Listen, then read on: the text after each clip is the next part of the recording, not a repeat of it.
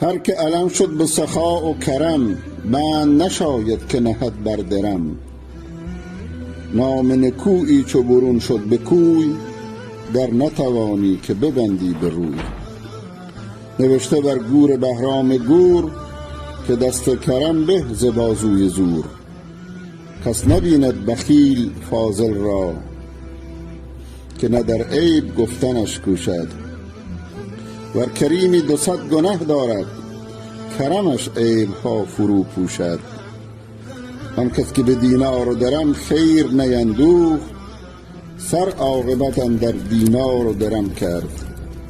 خواهی که ممتع شوی از دین و عقبی، با خلق کرم کن چو خدا با تو کرم کرد.